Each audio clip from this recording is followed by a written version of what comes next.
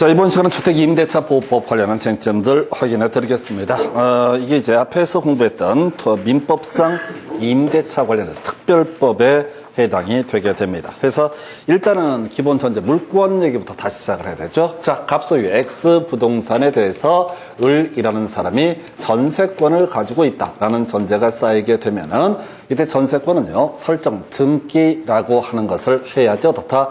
전세권은 성립하게 된다. 자, 그래서 전세권이 성립이 되게 되면 물권이기 때문에 세상의 모든 사람에 대해서 주장을 할 수가 있다. 그래서 병한테 소유권이 바뀌었을 때 전세권자는 바뀐 저 병한테 전세권을 주장할 수 있다. 그래서 나중에 전세권의 존속기간이 만료가 되면 전세금 반환 청구라고 하는 거 갑이 아니라 누구한테? 병한테 행사를 하게 된다. 이게 이제 기본 구조가 되겠습니다. 자, 그런데 임대차라고 하는 것은 뭐 계속 말씀을 드리지만은 을이 임차권을 가지고 있다라고 전제가 되면 임차권 등기를 하기 전에도 다 임차권은 성립하게 된다. 근데 이제 소위 대항력이라고 하는 것이 없기 때문에 소유자가 바뀌게 되면 어떻다? 바뀐 소유자에 대해서는 임차권을 주장할 수 없음이 원칙이다. 그런데 여기다가 임차권 등기라는 것을 하게 되면 바뀐 소유자에 대해서도 다 임차권을 주장할 수 있다. 이 얘기가 뭐라고요? 바뀐 소유자한테 보증금 반환 청구를 할 수가 있다. 이런 식의 논리 구조가 되게 됩니다. 한편, 자, 만약에 임차권 등기가 돼 있다라고 전제가 되게 되면은 나중에 경매가 진행이 됐을 때 소위 말소 기준 권리라고 해서 저당권 밑에 있다라고 했을 때, 자, 등기된 순서에 따라서 환가대금, 경매대금에서 우선 변제권을 얻을 수 있다 해서 결국 임차권 등기라고 하는 것이 갖는 의미는 소위 대항력이라고 해서 바뀐 소유자에게 보증금 반환 청구할 수 있게 될 것이고 경매가 진행이 되면 등기된 순서에 따라서 후순위 권리자보다는 어떻다? 우선 변제를 받을 수가 있다라는 의미, 임차권 등기가 갖는 의미가 이런 의미를 가지고 있습니다. 자, 그런데 주택임대차 보호법에 따르게 되면 임차권 등기가 없는 상태에서도 만약에 주민등록을 이전하게 되면은 대항력이라고 하는 것이 발생해서 소유자가 바뀌더라도 바뀐 소유자에게 보증금 돌려달라고 주장을 할 수가 있게 될 것이고, 만약에 이 임대차 계약서를 가지고 동사무소 또 공증인 사무소 가서 만약에 뭐를 받아내게 되면 확정일자라는 걸 받아내게 되면 어떻다? 우선 변제권도 발생한다. 우선 변제권은 등기되지 않은 권리임에도 불구하고, 자, 확정일자, 이날의 다음날, 영시를 기준으로 해서, 지금 바로, 자, 후순위 권리자보다 우선 변제를 받을 수 있다. 그래서, 자, 임차권 등기를 하면 아주 간단해질 문제인데, 실질적으로 집주인들이 세입자에게 임차권 등기를 해주지 않기 때문에 주택임대차 보호법이라고 하는 것을 만들어내게 되는 것이고, 그래서 이 주택임대차 보호법에 따라서 주민등록 이전하고요.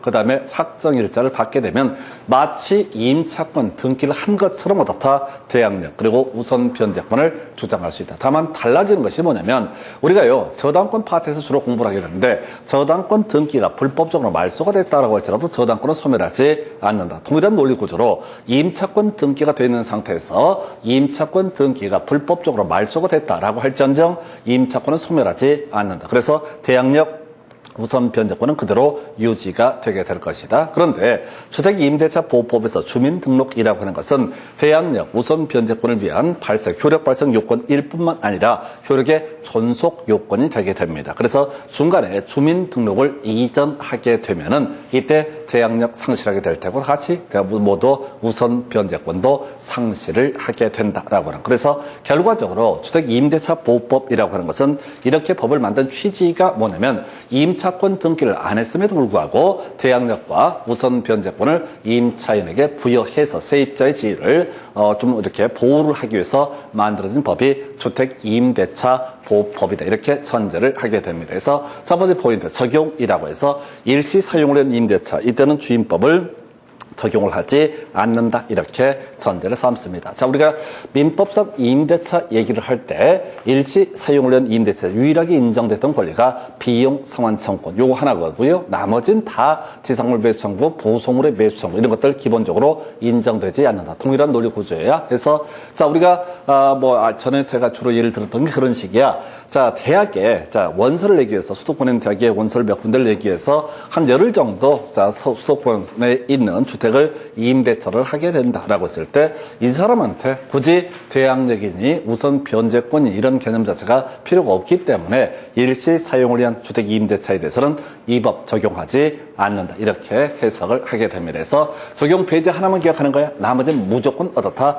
적용을 하게 된다. 이렇게 가셔야겠고요. 그 다음에 이제 임대차의 내용 등에 관한 개념 검토합니다. 그래서 자, 묵시의 임대차의 기간이라고 하는 거. 자, 존속기간을 정하지 아니한 임대차 그 기간 2년으로 보게 된다라고 할 것. 자, 그리고 이때 존속기간을 2년 미만으로 정한 임대차에서 그 기간 기본적으로 2년으로 보게 되는데 포인트 임차인만 2년 미만의 기간이 유효함을 주장할 수 있다라고 이렇게 얘기를 합니다. 그래서 이건 제일 쉬운 얘기가 되겠죠. 그래서 임대인은 2년 미만의 기간이 유효함을 주장할 수 없다. 이렇게 그림을 잡아야겠고요. 자, 묵시의 갱신해서 이 얘기를 하려면 저 얘기 가야 되지. 66에 61에 X의 3이라고 해서 전세권에 있어서 존속기간을 정하지 않게 되면 전세권 설정자, 전세권자 모두 소멸, 통고를 할 수 있고 각 6개월 지났을 때 어떻다 효력이 발생하게 된다. 토지 임대차에서요. 존속기간을 정하지 않게 되면 임대인 해지할 수 있고 임차인도 해지할 수 있다. 임대인이 해지했을 때 6개월 지났을 때 효력 발생하고 임차인이 해지했을 때 1개월 지났을 때 효력이 발생한다. 한편 자 이렇게 주택 임대차 보호법 하에서요 이런 경우가 있다는 거지. 묵시의 갱신이라고 해서 임대인도 임차인도 어떤 조치도 취하지 않아 가지고 존속기간 만료가 됐을 때 기존 임대차와 동일한 임대차로 해석하게 되는 것을 묵시의 갱신이라고 부르게 됩니다. 그래서 이런 묵시의 갱신이 있게 되면은 자 이때 존속기간 2년으로 보게 될 텐데 다만 임차인은 언제든지 바로 해지자의 의사표시를 할 수가 있게 될 것이고 이런 해지 의사표시가 있게 되면 3개월 지났을 때 어떻다 효력이 발생한다. 그래서 뭐가 포인트가 된다. 임대인은 해지를 할 수가 없다라고 하는 거. 임차인만 어떻다 해지를 할 수 있다. 물론 이제 주임법에서 이기분 차임연체 하게 되면 이 사람한테는 묵시의 갱신 받을 수 있는 특혜가 주어지지 않는다. 요 정도 하나 보셨고요. 자, 그래서 묵시의 갱신이라는 개념 보셨고, 자, 대항력 보기 앞서서 여기까지 질문 간단하게 보고 나서 대항력 설명드리도록 하겠습니다. 여러분 교재 258페이지 가서 살펴보시게 되면은 이렇게 돼 있습니다.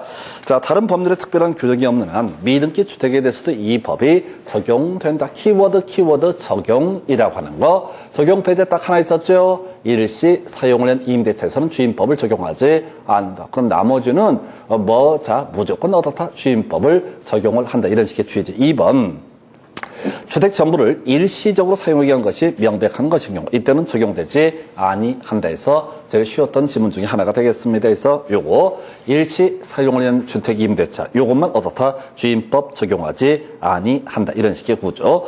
그 다음에 이제 바로 밑에 관련 기출문제 27회 때 나왔던 거 주임법에 적용 대상이 되는 것을 모두 고르죠. 읽으면 안 되지. 주임법 적용 배제만 기억하는 거죠. 딱 하나 일시 사용을 위한 임대차 어디서 자 니은번 하나 있나요? 니은번 일시 사용 나와 있죠. 얘만 주임법을 적용하지 않는다. 나머지는 볼 것도 없어. 무조건 어떻다 적용을 하게 된다. 기억 디귿 결과적으로 세 가지가 어떻다 이 법을 적용을 하게 된다. 이 문제를 갈 때 절대 읽으시면 안 돼. 자 돌아서면 다 잊어버리고 돌아서면 잊어버리고 미쳐버려. 딱 하나씩만 키워드를 잡아가는 거야. 일시 사용을 위한 임대차는 어떻다 주임법을 적용하지 않는다. 그럼 나머지 모르면 어떻다 모두 주임법을 적용한다. 제발 부탁하는데 하나도 못 외워서 버벅거리지 말고 하나라도 똑바로 외우시고 문제를 풀어가셔야 돼. 이게 판례지 뭐 이런 것들 막 끌고 들어와서 힘들게 구성을 할 수 있다고. 거기 세 가지는 최소한 일시 사유라는 말이 없으니까 다 어떻다 이 법을 적용한다. 그 세 개 외워봤자 여러분들 머릿속이 터져버립니다. 절대 힘 빼면 안 돼. 이 주임법 다 묶어서 1년에 한 문제 구성한단 말이야. 게다가 뒤에 문제 보게 되면 극단적으로 어렵거나 극단적으로 쉽거나 이렇게 가거든. 극단적으로 어려우면 대충 찍고 넘어가는 수밖에 없는 거예요. 이걸 죽기 살기로 한다고 해결되는 게 아닙니다. 그래서 그 정도. 그 다음에 여러분 교재 259페이지 제일 하단부부터 관련 기출 문제. 을은 갑 소유의 X주택에 대해서 보증금 3억으로 하는 임대차 계약을 갑과 체결한 후 대항 요건을 갖추고 확정 일자를 받아 현재 거주하고 있다. 해서 옳은 것은 해서 지금 보니까 갑이 X주택의 소유자가 될 것이고 을이 주택 임차인이라는 것이 되게 됩니다. 주택 임차인이 되게 됩니다. 자, 그랬을 때, 자, 대항력권 확정일자 모두 갖췄으니까 이 사람 주민등록 이전했으니까 대항력 갖췄고요. 그 다음에 우선 변제권도 취득을 한 상태입니다. 1번 지문요. 묵시의 갱신으로 인한 임대차 계약의 존속기간은 2년이다 해서 어머 이런 걸 문제를 내고 지랄이야. 29회 때 A형 38번 문제. 그냥 묵시의 갱신은 기본 몇 년을 본다? 2년으로 본다. 답 1번이에요. 29회 A형 38번 문제. 거의 대부분의 수험생이 이 문제를 틀렸습니다. 이유는요. 여기까지 못 와. 38번 문제까지 못 푼다고. 한 25번 풀면 끝나버려. 아니, 그렇다고요. 실질적으로. 수험생 대부분 70%, 80%가 38번까지 못 푼다고. 이 유치찬란한 문제를 놓친다고. 그래서 문제를 푸실 때 제가 아까 동의 없는 전대차, 동의 있는 전대차 이런 거 얘기할 때도 답 몇 개 달달달 외운 다음에 그걸 자꾸 대입하는 훈련을 하셔야 돼. 그러면 설령 그걸 벗어나서 출제가 되더라도 어떻게 한다고요? 그냥 찍어낼 수가 있는 거예요. 정확하진 않더라도. 거의 50% 확률로. 왜냐하면 기본 한 3개씩은 외울 수 있거든요. 그래서 답은 1번. 2번. 임대차 기간을 1년으로 약정했을 때, 자, 임차인 을은 그 기간의 유예함을 주장할 수 없다. 틀렸죠? 3번. 임대차 계약이 묵시적으로 갱신이 됐을 때, 임대인 갑은 언제든지 계약을 해지할 수 있다. 틀렸죠? 임차인이 해지할 수 있죠. 그리고 3개월 후에 효력이 발생한다. 그 다음에 4번. 을은 임대차가 끝나기 전에 주택의 소재지 관할한 법원에 임차권 등기 명령 신청해서 뒤에 공부할 텐데 임대차가 종료가 된 상태에서 보증은 반환이 없게 되면은 그때 그 주택 소재지 관할 법원에다가 임차권 등기 명령을 신청할 수 있다. 임대차 기간 존속이 끝나야지. 기간이 끝나야지 가능한 개념이고요. 뒤에 볼 거야. 5번. 임대차 기간이 만료되기 전에 갑이 병에게 X주택을 매도하고 소유권 이전 등기를 마쳤을 때 을은 병에게 자, 이 사람 대항력 우선 면적권 가지고 있으니까 병에게 어떻다? 임차권을 주장할 수 있다. 이런 식의 구조에서 하여튼 답은 겁나 쉽게 나왔던 문제인데 뒤에 문제가 배치가 돼서 풀지를 못했던 그런 문제예요. 그래서 결국은 지금 이제 40문제로 40%는 다 푸는 게 포인트가 아니라 결국은 쉬운 문제 빨리빨리 풀어가는 게 그게 능력입니다. 빨리빨리 풀어가려면 어떻게 해야 돼? 암기가 돼 있어야 돼. 가서 생각하고 자식할 짬이 없어요. 문제를 보면서 생각하고 자식할 짬이 없다고 문제 보는 순간 예를 들어서 동의 없는 전대차라고 하면 유효하다. 두 번째 이슈 해지할 수 없는 케이스가 2개가 있다. 세 번째 이슈 해지하기 전까지는 부당이득 반환 손해배상 청구를 할 수가 없다. 이런 식으로 머릿속에 미리 암기가 돼 있어야 돼. 그래야지 이게 문제가 어느 정도 풀 수가 있지. 그때 가서 하나하나 보다 보면 이상한 판례 지문 이런 것들에 현혹돼서 완전히 말려버립니다. 해서 하여튼 답을 외우는 게 중요하다. 그 정도가 되겠고. 그 다음 교재 261페이지 첫 번째 박스는 핵심 지문을 생략하겠습니다. 별 큰 쟁점 안 되고요. 이제 대항력 우선 변제권 설명드리겠습니다. 자, 대항력 가십시다. 인도받고요. 그 다음에 주민등록 전입신고하게 되면 대항력 발생한다라고 이렇게 해석을 하게 됩니다. 해서 잡단 얘기 볼까요? 자, 원래 임차인이 전입신고를 해야 되는데 동거 가족만 전입신고를 하더라도 대항력 발생한다. 그 다음에 이제 특정할 수 있느냐? 우리가 다가구 주택은 단독주택의 일종, 소유자 1명, 다세대 주택은 공동주택의 일종. 그래서 다가구 주택에 대해서는 집원까지만 표시해도 이 전입신고 효력이 괜찮고 문제가 없고요. 다세대 주택은 동호수까지 표시를 해야지 특정할 수 있기 때문에 대항력이 발생할 수 있다. 그리고 매 전입신고 행정청에 수리한 때 효력이 발생한다. 그래서 이게 뭔 얘기냐면은 공무원이 수리를 했습니다. 수리를 했는데 문제는 저런 거라는 얘기죠. 자, 이 전입신고 입력을 할 때 잘못 입력을 했다라고 할지라도 당연히 어떻다? 대항력은 발생한다. 이미 수리했을 때 어떻다? 대항력이 발생하기 때문에 이런 식의 얘기인데 신경 쓸 거 없어요. 안 중요해. 자, 그 다음에 주민등록을 마친 날의 다음 날 0시부터 어떻다? 대항력이 발생하게 된다라고 하는 거. 그 다음에 법인 얘기도 볼까요? 토지주택공사, 지방공사, 중소기업 같은 경우 이 사람은 원래 이제 대항력은 세입자를 위한 그런 정책이었습니다. 그런데 이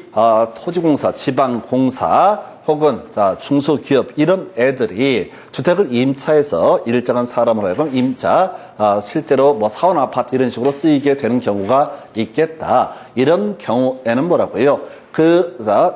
세입자로 선정된 자가 주민등록 마치게 되면 역시 같이 대항력 발생한다. 대항력이 발생한다는 얘기는 나중에 확정일자를 받았다는 전제에서 경매 과정에서 뭘 할 수 있다? 후순위 권리자보다 우선 변제를 받을 수 있다. 이런 식의 얘기들 해서 일정한 법인에 대해서도 대항력 인정되고 대항력이 인정되는 게 목적이 아니라 나중에 우선 변제권도 행사할 수 있다. 이런 식의 얘기. 그리고 아까 임차권 등기가 달라지는 부분이죠. 임차권 등기는 한 번만 등기하면 불법적으로 말소가 된다라고 할지라도 임차권은 그대로 유효하게 됩니다. 자, 그런데 이 주택임대차 보호법에 따르게 되면 이 대항력이라고 하는 것은 주민등록 계속 유지해야지 다 대항력이 유지가 되게 된다. 중간이라도 주민등록을 이전하게 되면 다 대항력을 상실하게 된다. 이런 의미가 되겠습니다. 자, 그리고 나서요. 자, 지금 대항력이 있다는 얘기는 보증금 반환 청구 누구한테? 신소유자한테 보증금 반환 청구권 행사할 수 있다. 아까 우리가 임차권 등기를 하게 되면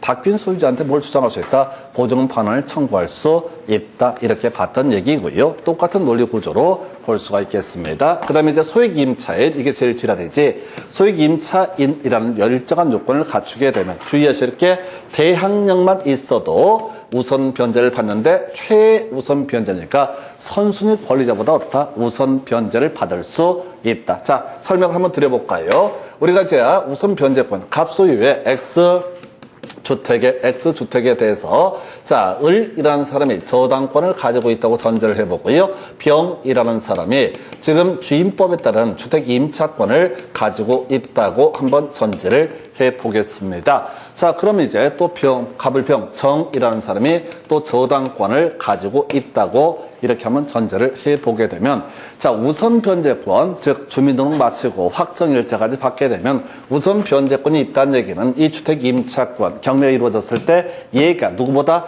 정보다 우선 변제를 받을 수 있다. 이게 우선 변제권의 의미예요. 우선 변제권은 자, 대항력 플러스 뭐를 갖춰야 된다. 대항력에다가 추가적으로 확정일자까지 받게 되면 이게 우선 변제권. 그런데 소액 임차인에 있어서 최우선 변제권이라는 것은 이 병이라는 사람이 소액 임차인이라는 요건을 갖추게 되면은 누구보다도 선순위 담보물권자인 저당권자보다도 일정 금액까지 최우선 변제를 받을 수가 있다. 이게 이제 뭐냐면은 자, 경매가 진행되면서 저당권자가 전체 채권을 회수하는데 매각대금에서 저당권자도 채권의 만족을 다 받지 못하는 경우가 발생한다. 그럼 이제 이 누구야? 병이라는 주택 임차인은 단돈 10원도 거지지 못하고 길거리로 나앉게 되는 그런 사태가 발생할 수 있다. 그래서 이런 문제를 막기 위해서 소액 임차인이라고 하는 것이 일정한 요건을 갖추게 되면은 자, 최소한 이사 갈 돈 얼마가라도 지어주겠다 해서 서울 같은 경우는 지금 소액 임차인의 기준 금액이 보증금 1억 원이 되게 될 것이고 그중에 3,400만 원까지인가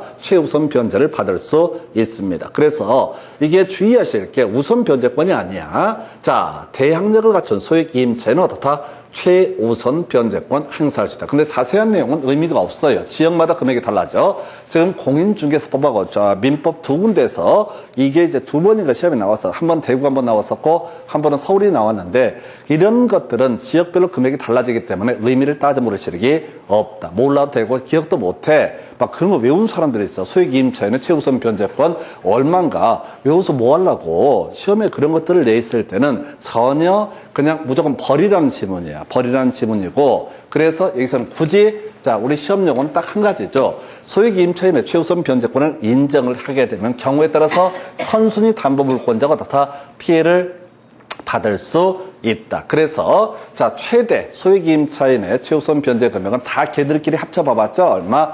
최대 매각대 금액 2분의 1까지만 어떻게 인정이 되게 된다. 그럼 이제 내가 저당권자다, 은행이다, 돈을 빌려준다 라고 하게 되면 일단 그 매각 부동산 가액에 일단 얼마? 딱 2분의 1까지 최선순위라고 했을 때 최대 2분의 1까지만 어떻다? 대출해 주는 게 안정적으로 나중에 채권 회수를 할 수가 있다. 이런 해석이 가능해지게 됩니다. 그래서 주의하실 게 자, 확정일자를 받았을 때 최우선 변제권을 행사할 수 있는 것이 아니라 뭐만 대항력만 갖춰도더라도 어떻다? 최우선 변제권 행사할 수 있다. 급여 잡다는 얘기들 주민등록 이전하게 되면 어떻다? 대항력 자, 상실하게 될 것이다. 경매, 선순위 저당권 실행에 따른 경매가 이루어지면 어떻다? 당연히 후순위 관리된 임차권은 어떻다? 소멸하게 된다. 우리가 이제 물권법 할 때 말소 기준 권리라는 얘기 있었죠? 저당권, 근저당권, 담보가 등기, 압류 등기, 가압류 등기, 경매, 결시, 결정 등기 6개 있었죠? 이 등기된 권리 중에서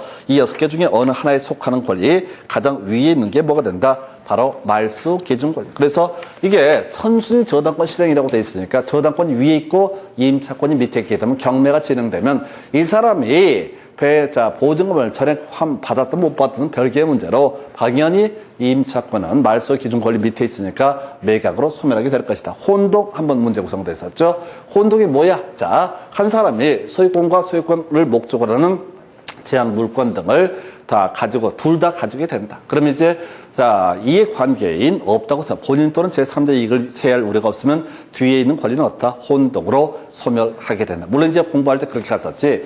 이 혼동 얘기는 꼴이 없을 때, 꼬리가 없으면 어떻다? 혼동으로 소멸을 하게 된다. 중간적으로 나온 얘기를 묶어서 설명을 드렸습니다. 이게 소위 대항력이라는 개념이 되게 됩니다. 해서 이 대항력이라는 개념 보셨고 바로 이제 가서 지문 몇 개 보고 나서 살펴볼까요? 대항력은 좀 유치해서 잘 안 내요. 그리고 대항력 얘기보다는 항상 이제 우선 변제권이라는 주제를 중심으로 구성이 되는데 대항력이 발생해야지 어떻다? 우선 변제권도 발생할 여지가 있다. 이렇게 해석을 하죠. 그래서 여러분 교재 261페이지 두 번째 박스 다가구용 단독주택의 임대차는 뒤에 집업만 기재하더라도 어떻다? 대항력을 취득할 수 있다. 단독주택이라고 되어 있잖아요. 의미상. 우리가 공법을 공부하면 쉽게 이해할 수 있는데 다가구는 단독주택의 1종 3층 이하의 660이야. 그래서 집업만 기재하더라도 특정될 수 있고요. 그럼 오른편. 2번 주민등록신고는 행정청의 수리한 때 효력이 발생하는데 뒤에 보니까 행정청에 도달한 때 효력이 발생한다 해서 틀리게 뽑아냈는데 별로 중요치 않아. 이거 수리한 때. 그래서 담당 공무원이 수리해가지고 잘못 전입신고를 했다. 그래도 대항력은 발생하게 된다. 이렇게 해석을 해야 되겠고요. 넘어가서 여러분 교재 262페이지 소액 임차인은 경매 신청에 등기 전까지 임대차 계약서의 확정일자를 받아야지 최우선 변제권 행사할 수 있다. 틀렸죠? 우선 변제권, 최우선 변제권이라는 것은 바로 뭐만 갖춰도 바로 주민등록만 이전하더라도 즉 대항력만 발생하더라도 어떻다? 최우선 변제권 행사할 수 있다. 그 다음에 2번 질문.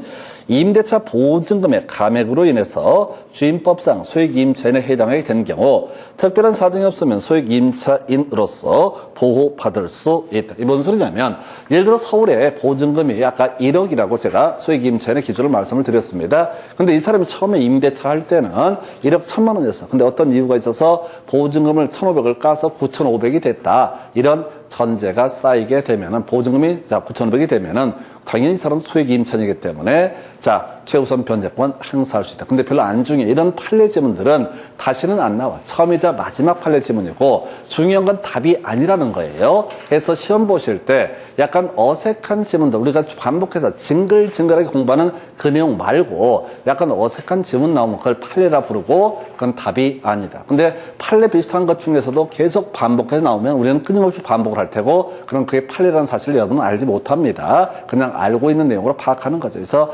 결국은 하여튼 몇 개 파는 게 중요하겠다.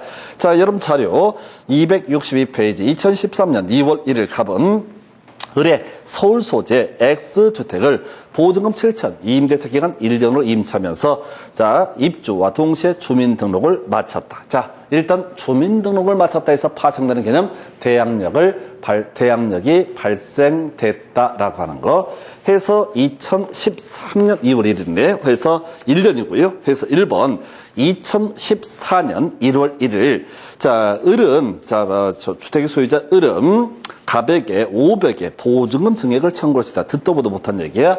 우리가 이제 보증금의 증액청구권, 자, 5%까지만 가능합니다. 자, 근데 이런 것들 별로 안 중요해. 상인법, 주인법 둘 다 5%인데, 지금 7천만 원에 5%는 350만 원밖에 안 됩니다. 그래서 500이라도 틀린 거다. 이런 식의 취지. 그럼 답 아니야. 2번 지문요. 2014년 3월 1일 날 갑이 임차인 갑이 임차권의 존속을 주장하더라도 을은 약정기간의 만료를 이유로 그 주택의 인도를 청구할 수 있다. 틀렸죠? 임차인은 2년 미만의 기간이라 할지라도 2년의 기간을 주장을 할 수가 있는 것이죠. 그래서 2013년 2월 1일부터 2014년 3월 1일이 되게 되면 1년, 2년 안 됐거든요. 2년 안 됐기 때문에 임차인은 2년의 기간을 주장할 수도 있겠다. 3번. 2013년 6월 1일 동거 가족이 없는 갑이 자신의 주민등록을 다른 주소로 이전했다라고 했을 때 대항력 유지 안 되죠? 살아도 대항력 유지되지 않습니다. 그래서 대항력이라고 하는 것은 주민등록이라는 것은 대항력의 발생 요건이자 존속 요건이 되게 됩니다. 4번 2012년 12월 1일 임차인 을이 병에게 임대인 을이 병에게 X주택에 대해서 근저당권을 설정해 주었더라도 갑은 4천만 원 한도 내에서 병보다 우선 변제를 받을 수 있다. 전혀 모를 얘기. 이게 서울 지역이고 7천만 원이잖아요. 소액 임차인에 해당이 되고 소액 임차인의 경우 일정 금액까지 어떻다 선순위 담보 물권자보다도 어떻다 최우선 변제를 받을 수 있다. 근데 이 금액을 갖고는 알 수가 없어요. 서울시의 최우선 변제금을 알아야 되기 때문에 의미가 없고 5번 2013년 7월 1일 을이 정에게 X주택을 양도한 후 지금은 먼저 임대차 이루어지고 소유권 주택을 양도한 후 임대차 기간이 만료가 됐을 때 특별한 사정이 없는 한 갑은 정에 대해서 보증금 반환을 청구할 수 있다. 이게 이제 대항력 갖고 있으면 바뀐 집주인한테 뭘 주장할 수 있다? 보증금 반환을 청구할 수 있다. 요 얘기에서 답은 5번인데 사실 현실에 있어서는 이 문제는 거의 풀지 못합니다. 1분 안에 캐치내기가 거의 불가능에 가까운 영역이 되겠습니다. 너무너무 어려웠던 주제. 해서 답은 5번인데 이건 나중에 안 보는 게 만수무이죠. 기본만 계속 가져가실 것. 다시 지금 대항력을 가지고 있으면 보증금 반환 청구권 바뀐 집주인한테 다 행사할 수 있다. 소액 임차인이라고 한다면 무슨 얘기? 2분의 1. 이게 이제 시험 문제 답이 될 수 있고 나머지 구질구질한 얘기는 답으로 구성할 수 있다 없다? 없다. 이렇게 해석을 하게 됩니다. 그 정도에서 25회 때 문제에서 답은 5번. 그 외 우선 변제권 얘기 한번 가볼까요? 화면 통해서 정리합니다. 지금 주민등록 이전했고요. 그 다음에 점유를 하고 있습니다. 그 다음에 이제 임대차 계약서에다 확정 일자까지 받게 되면 어떻다? 이 사람은 이제 그 다음날 0시부터 소위 우선 변제권이 발생되게 된다라고 하는 거.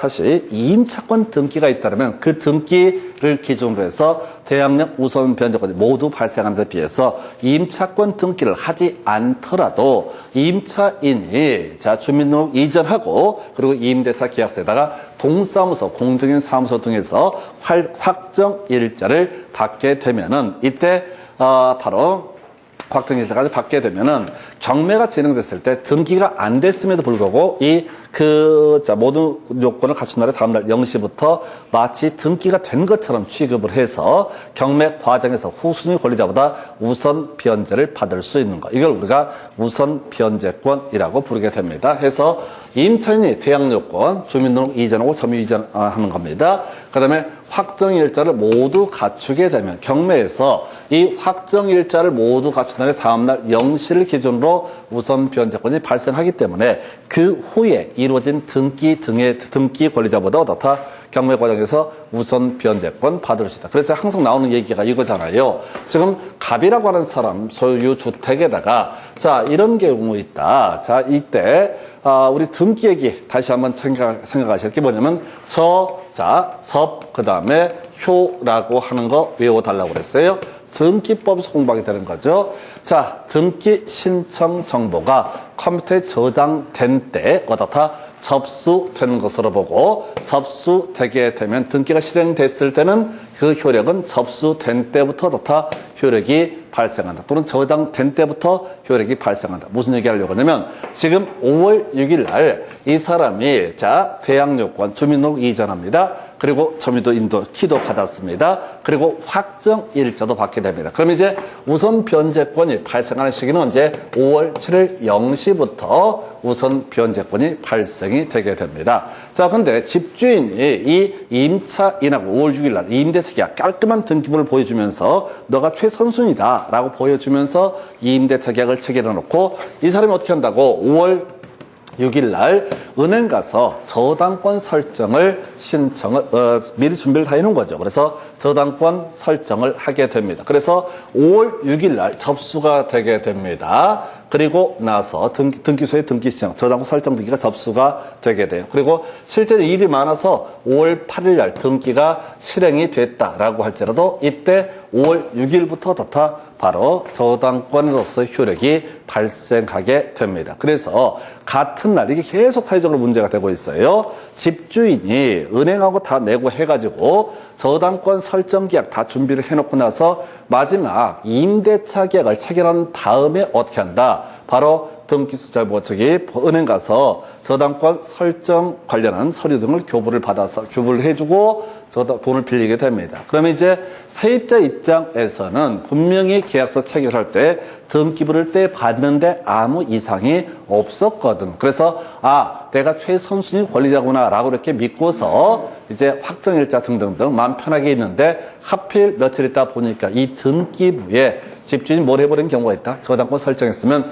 선순위 권리자는 뭐가 된다? 저당권이 임차권보다 선순위 권리자가 되게 된다. 그래서 경매가 진행되면 저당권자가 우선 배당을 받게 된다. 그래서 세입자가 완전히 쫓겨나는 그런 경우가 발생할 수 있습니다. 그래서 이게 사회적으로 계속 이슈가 된다. 뭐 방법이 없어요. 법 체계를 바꿔서 만약에 세입자를 더 보여준다. 그래도 그도 사회적으로 논란이 되고 왜? 분명히 세입자가 없는 거 보고 국민은행에서 대출을 실행을 해준단 말이에요. 그런데 세입자가 나중에 있었다. 그게 나중에 발각되게 되면 골치가 아파지는 거야. 그럼 은행에서는 뭐가 문제가 된다? 대출도 안 해주는 사회적인 문제가 발생할 것이다. 그래서 누구를 먼저 보호할 것이냐 등은 입법 정책의 문제인데 현행법에서는 저당권자를 더 두텁게 보호를 해주겠다. 만약에 이렇게 안 돼 있으면 은행에서 대출 안 해줍니다. 불안해서 못 해줘요. 그래서 하여튼 이렇게 되겠고 그 다음에 이제 이 우선 변제권을 가진 임차인이라고 하는 거. 이 우선 변제권은요 배당 요구의 종기까지 계속 존속하고 있어야 된다. 해서 이런 식이죠. 자, 지금 경매 신청이 있게 되면 경매 개시 결정의 등기가 이루어지고 이제 압류 효력이 발생하게 됩니다. 그리고 나서 법원에서는 각 채권자에게 연락을 해서 뭘 해라? 자, 배당 요구의 종기를 정해주면서 이때까지 여기에 배당에 참여할 것인지 여부를 신청을 받게 됩니다. 그래서 임차인이라는 사람이 우선 변제권을 가지고 배당을 받기 위해서는 이 배당 요구의 종기까지 계속 주민등록을 보유를 하고 있어야만 바로 우선 변제권을 행사할 수 있다. 요건 나중에 공인중개사법 할 때 경매할 때 또 계속 봐야 될 주제고요. 자, 그래서 배당 요구 이제 하게 된다고 치고 자, 주요 이슈 이 아이들 대제 환가 대금에 대해서 우선 변제권 행사할 수 있다. 자, 요건 이렇게 가셔야 되지. 우리가 공법에서 특히 주택법이라는 법을 보게 되면 그런 식이지. 주택이 뭐냐라고 했을 때 주거용 건축물의 전부 또는 일부 플러스 부속 토지까지 뭐가 된다? 주택이 되게 된다. 그래서 지금 어떤 이유로 건물이 있고 우선 변제권이 있는 상태에서 건물이 있고 대지가 있는데 어떤 이유로 대지만 경매가 이루어지게 된다. 그러면 이것도 대지도 주택이 일부이기 때문에 대제 환가 대금에 대해서 당연히 어떻다? 우선 변제권 행사할 수 있다. 즉 후순위 권리자보다 우선 변제를 받을 수 있다. 그 다음에 또 하나, 우리 앞에서 전세권 설명드렸었죠. 전세권은 설정 등기를 통해서 성립했던 물권이었었고요. 전세권자는 전세권의 존속기간 만료가 됐는데 이게 보증금 반환이 이루어지지 않게 되면 뭘 할 수 있다? 경매 청구를 할 수 있다. 참고적으로 전세권자는 경매 청구를 하려면요, 그 집에서 목적물 자체를 누구한테? 바로 전세권 설정자에게 반환해야 됩니다. 자신의 채무를 먼저 이행하고 상대방이 채무를 이행하지 않았을 때, 보증금 반환하지 않았을 때 그때 경매 청구를 할 수가 있습니다. 그래서 이 세입자는 두 가지 요건을 모두 갖춘 거야. 전세권 설정 등기도 하고 그 다음에 주임법상 우선 변제권 등을 가지고 있는 임차인이다. 그럼 이제 전세권자 입장에서는 집을 나가야 돼, 경매 청구하려면. 그런데 이 사람은 또 임차인으로서의 지위도 가지고 있으니까 나가지 않은 상태에서도 결과적으로 뭘 할 수 있다? 경매 청구를 할 수 있다. 한편 전세권자가 경매 신청을 해서 경매가 진행되면 전액 변제를 못 받아도 이미 전세권은 어떻다? 매각으로 소멸하게 된다. 그런데 이게 이제 이런 경우가 있다. 갑소유 X주택에 대해서 을이 전세권도 가지고 있고 임차권, 우선 변제권을 가진 임차인으로서의 지위를 가지고 있다. 그 뒤에 저당권 등기, 병이라는 사람이 저당권 등기 등을 가지고 있다라고 한번 전제해보고 경매가 진행이 됐습니다. 말소 기준 권리는 병의 저당권이 되게 될 것이고 전세권은 전액 변제를 못 받아도 매각으로 모두 소멸하게 됩니다. 그런데 이 사람은 뭐가 있다고요? 임차인으로서 권리가 있으니까 말소 기준 권리 저당권보다 위에 있게 되면 어떻다고요? 이 사람은 매각으로 소멸하지 않죠. 그래서 민사집행법상 매수인 낙찰 받은 사람한테 나머지 보증금의 반환이 이루어지기 전까지는 어떻다? 이 목적물자 여기서 계속 버틸 수가 있다. 자, 보증금 반환 다 될 때까지 버텨낼 수 있다. 그래서 이걸 단순화시키면 전세권자고요, 주택 임차인으로서지 각각 어떻다? 행사할 수 있다. 이렇게 해석을 하게 됩니다. 그래서 자, 요런 정도. 다음에 동시이행의 항변권. 다 동시이행의 항변권이야. 자, 지금 보증금을 반환을 받으려면 당연히 어떻다? 목적물의 인도가 이루어져야지 어떻다? 보증금을 반환받을 수 있다. 경매 절차에서 피배임 요렇게 크게 세 가지 틀만 어떻다? 동시이행 항변권 부인되게 된다. 이 정도가 우선 변제권에 관한 주제가 되게 됩니다. 자, 문제가 좀 많죠. 얘는 이제 대항력이랑 같이 묶어서 구성을 하니까 바로 가서 이제 여러분 교재 가지고 확인을 해 보도록 하겠습니다. 여러분 교재 기준 264페이지 지문들 몇 개 보겠습니다. 그래서 핵심 지문 1번. 대항력 있는 주택 임차권과 분리해서 요 얘기는 버립시다. 그 다음에 2번 지문부터 보겠습니다. 임대차 성립 시에 임차주택과 그 대지가 임차인 소유인 경우 대항력 확정일자를 모두 갖춘 임차인은 대지만 경매되더라도 그 매각 대금으로부터 우선 변제를 받을 수 있다. 앞에는 다 필요 없는 소리고 대지 환가 대금에 대해서 다 우선 변제를 받을 수 있다. 2번 지문이요. 자, 이 대항력권 및 확정일자를 갖춘 주택 임차권자. 자, 지금 임대차 성립 시 임대인 소유였던 대지가 타인에게 양도돼서 임차주택과 대지 소유자로 달라지더라도 대지 환가 대금에 대해서 우선 변제권 행사할 수 있다라고 해서 오른편에서 뒤만 보면 돼. 대지 환가 대금에 대해서 다 우선 변제권 행사할 수 있다. 소유자가 누구고 이런 게 중요한 게 아니라 들어갈 때 대지도 주택의 일부가 되게 된다. 그리고요, 소유자가 바뀌더라도 대항력 우선 변제권 가지고 있으면 바뀐 사람한테 당연히 어떻다? 그 권리를 주장할 수 있기 때문에 중간에 소유자가 바뀌어서 대지만 경매가 이루어지더라도 전혀 문제가 되지 않는다. 좀 단순화시키면 대지라고 하는 것도 어떻다? 주택의 일부이다. 이렇게 해석하면 간단해질 문제. 하여튼 얘는 자주 나오고 답이 됐던 지문이고요. 자, 4번 주택 임차인의 우선 변제권은 대지 환가 대금에 미치지 않는다 해서 하여튼 3개 나왔으니까 요거 답도 됐으니까 기억하실 주제. 그 다음에 5번 최선순위 전세권자로서 지위와 대항력을 갖춘 주택 임차인으로서의 지위를 함께 가진 자가 전세권자 지위에서 경매를 신청한 경우 임차권, 대항력 당연히 주장할 수 있죠. 각각 별개의 권리로 해석을 하게 된다.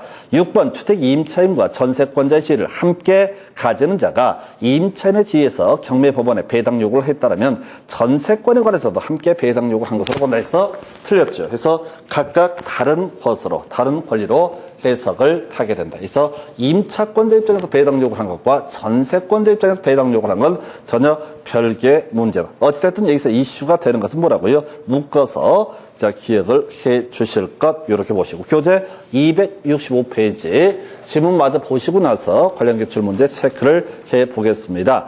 자, 임차권보다 선순위 저당권이 존재하는 주택이 경매로 매각됐을 때 경매 매수인은 임대인의 지위를 승계한다. 틀렸죠? 말소 기준권리, 저당권이 선순위가 있대. 그러면 임차권은 어떻다? 매각으로 소멸하게 된다. 다시 지금 가볼까요? 자, 임차권보다 선순위 저당권이 존재하는 주택이 경매로 매각된 경우, 그러면 임차권은 배당금을 보증금을 다 돌려받든 못 받든 간에 말소 기준권이 밑에 있으니까 어떻다? 매각으로 소멸하게 된다. 그래서 경매 매수인은 당연히 임대인의 지위를 승계하는 것이 아니다라고 이렇게 봐야겠고요. 2번 저당권이 설정된 주택을 임차해서 대항력을 갖추는 이상 후순위 저당권이 실행되더라도 매수인이 된 자에게 대항할 수 있다. 틀렸죠? 선순위 저당권이 있으면 뒤에 있는 임차권은 어떻다? 매각으로 소멸하게 된다. 이 얘기를 계속하고 있고요. 3번 주택 임대차 보호법상 대항력을 갖춘 임차인의 임대차 보증금 반환 채권이 가압류된 상태에서 주택이 양도가 됐을 때 양수인은 채권 가압류의 제3채무자의 지위를 승계한다 해서 한 개소리 되겠습니다. 그래서 하나 비우실 것. 그래서 지금 우리 지문 한 2개 정도 버리셨어요. 어려운 거 버립시다. 쉬운 거나 잘합시다. 그래서 간단한 거. 지금 저당권이 먼저 있다고, 선순위 저당권이 있다 했을 때 이 임차 주택이 경매로 넘어가게 되면 어떻다?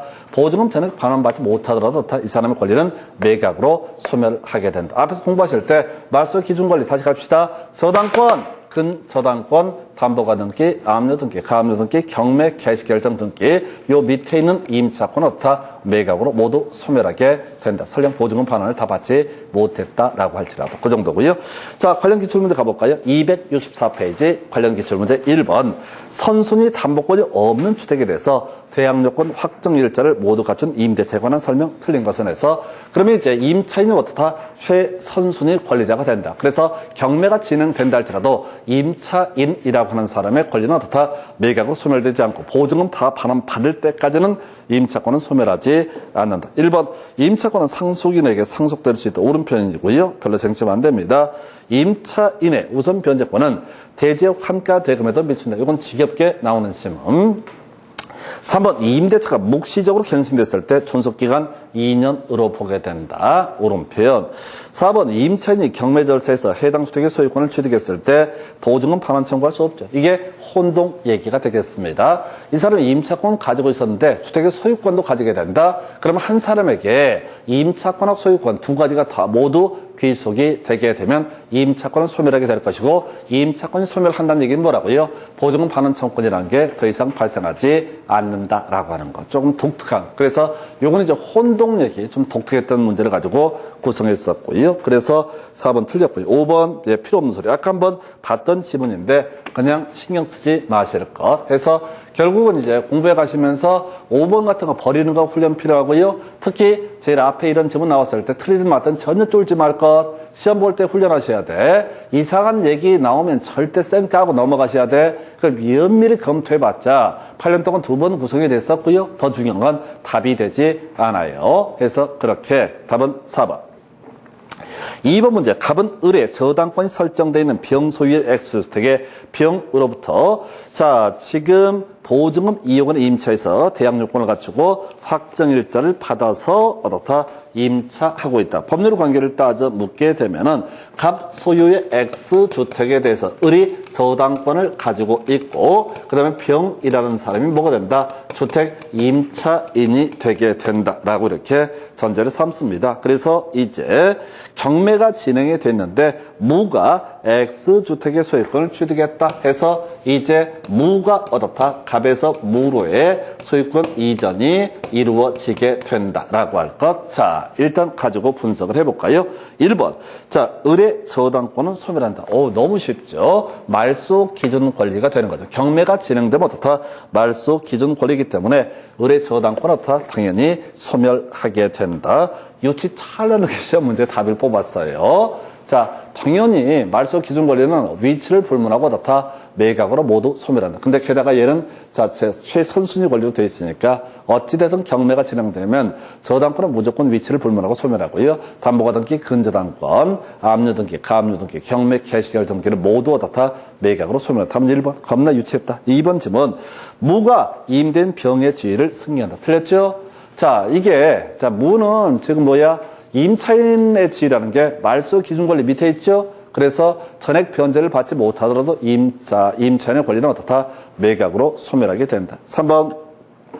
갑이 적법한 배당 요구를 하게 되면 을보다 보증금 이익에 대해서 먼저 변제를 받는다. 말이 안 되는 거지. 자, 이게 지금 이 갑이 이거구나. 이 갑이 임차인이구나. 임차인 후순위 권리자이기 때문에 안 됩니다. 그 다음에 이제 4번 갑은 병으로부터 보증금 전부 받을 때까지 임대차 관계 존속을 주장할 수 있다라고 해서 병이 누구야? 집주인인가요? 해서 지금 보면은 자 갑은 경매가 진행되면 무효죠. 경매가 진행되면 매각으로 소멸하죠. 그래서 3번, 4번 다 그런 얘기라고요. 매각으로 모두 소멸하게 된다. 그런 얘기. 5번 정의 갑보다 매각대금으로부터 우선 변제를 받는다라고 해서 정의 또 누구야? 이수인 저당권자네요. 그래서 요거 좀 제가 새로 그림 못 그렸는데 당연히 틀린 얘기가 되겠습니다. 그래서 답은 1번. 겁나 쉬웠던 얘기. 사실은 이런 문제는 1번 보고 그냥 날려주셔야 돼. 1번 보고. 그래서 결국 답은 되게 쉽게 구성하고 중간중간이 좀 어려울 수가 있습니다. 그리다가 좀 헷갈렸던 부분 해서 답은 일단 1번이었고요. 3번 문제 가볼까요? 갑이 그 소유 X주택에 거주하는 을과 존속기간 1년의 임대차 계약을 체결한 경우. 자, 틀린 것. 이것도 되게 간단하다. 자, 갑이라고 하는 사람이 그 소유의 주택에 대해서 누가 을과 이 주택 임대차 계약을 체결했다라고 되어 있습니다. 보증금은 1년이라고 되어 있고요. 1번, 을은, 임차인 을은 2년의 임대차의 존속기간을 주장할 수 있다. 맞죠? 그 다음에 2번, 을은 1년의 존속기간의 유예함을 주장할 수도 있다. 옳은 표현. 3번, 을이 이게 차임에게 달아도 차임을 연체했을 때 묵시적 갱신이 인정되지 않는다. 옳은 표현. 자, 되겠고. 4번, 임대차 계획이 묵시적으로 갱신됐을 때, 보니까 임차인 을은 언제든지 해지를 통지할 수 있다. 옳은 표현 되겠고요. 그 다음에 5번, X주택의 경매로 환가 대금에서 을이 보증금을 우선 변제받기 위해서는 X주택의 양수인에게 인도할 필요가 없다 해서 별 얘기는 아니고 경매에서 낙찰을 받은 분한테 어떻다? 보증금을 우선 변제를 받기 위해서는 당연히 어떻다? 동시 이행의 관계다. 이런 식의 취지에서 5번을 가지고 답을 구성했어요. 이것도 그렇게 어렵지 않았던 문제. 자, 아까 우리 29회 A형 38번 문제에서 존속기간 2년으로 본다. 유치 찰나는 걸 갖고 답을 뽑아냈었고 30회 문제도 아주 쉽게 상대적으로 구성이 됐습니다. 다도 양이 많아서 정신이 없을 뿐이죠. 시험 보실 때는 특히나 뭐가 뭔지 해서 이 정도까지. 마지막 주제가 주택 임차권 등기라는 주제. 자, 주택 임차권 등기라는 게, 자, 우리 앞에서 한번 문제를 통해서 설명드렸는데, 이렇게 이제 해석을 하게 되죠. 주택 임차권 등기. 자, 문제는 대항력 우선 변제권이라고 하는 것은 결국은 자, 특히 주민등록이라고 하는 것. 계속해서 유지가 돼야죠. 좋다. 대항력 우선 변제권도 유지가 되게 됩니다. 그런데 임대차 기간이 끝난 상태에서 누가 임대인이 보증금 반환을 하지 않게 됩니다. 그럼 이제 혹시 주민등록을 이전하게 되면 대항력도 우선 변제권도 모두 상실하게 되죠. 그래서 이사는 가야 되겠고 주민등록을 이전할 필요가 있고 그리고 자 방법이 뭐라고? 자 지금 주민등록 이전했다가는 대항력 우선 변제권 특히 우선 변제권 잃어버려서 나중에 경매 과정에서 자 보증금을 후순위 권리자보다 우선 변제받지 못하는 문제가 발생할 것이다. 그랬을 때 주택 소재지 관할 지방법원에다가 임차권 등기 명령이라는 것을 신청하게 될 것이고 임차권 등기 명령 신청에 따라서 법원에서 자 주택 임차권 등기를 촉탁을 하게 되면 등기관이 주택 임차권 등기를 해주게 됩니다. 참고적으로 이 주택 임차권 등기에는 애초에 전입한 날짜 즉 자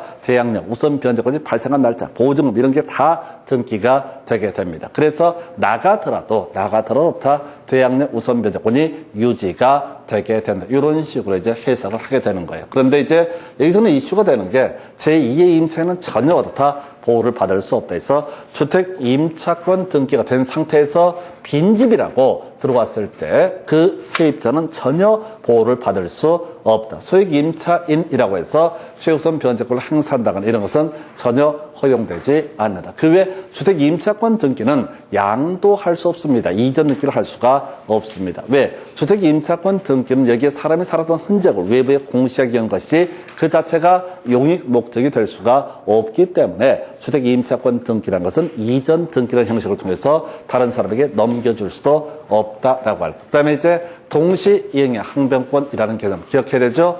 피배임이라고 해서 이미 해당이 되는 거죠. 피배임에 있어서는 어떻다? 동시이행의 항변권 인정되지 않는다. 해서 주택 임차권 등기가 된 상태에서 지금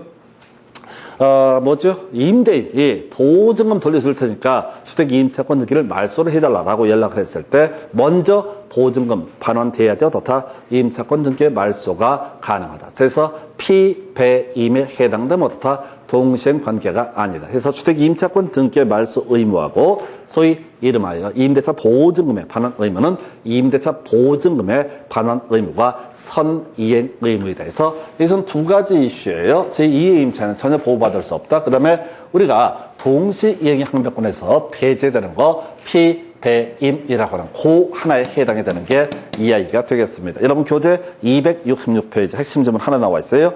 등기 명령의 집행에 따른 주택 전부에 대해서 타인명의 임차권 등기가 끝난 뒤 소액 보증금을 내고 그 주택에 임차를 하는 사람은 최우선 변제권 행사할 수 없다. 해서 이미 주택 임차권 등기가 되고 나서 들어오신 분은 나머지 요건을 갖춰도 전혀 보호를 받을 수가 없다. 여기까지가 주택 임대차 보호법까지 살펴드렸고 다음 시간에 상인법 야제 이어서 보겠습니다. 자, 수고했습니다.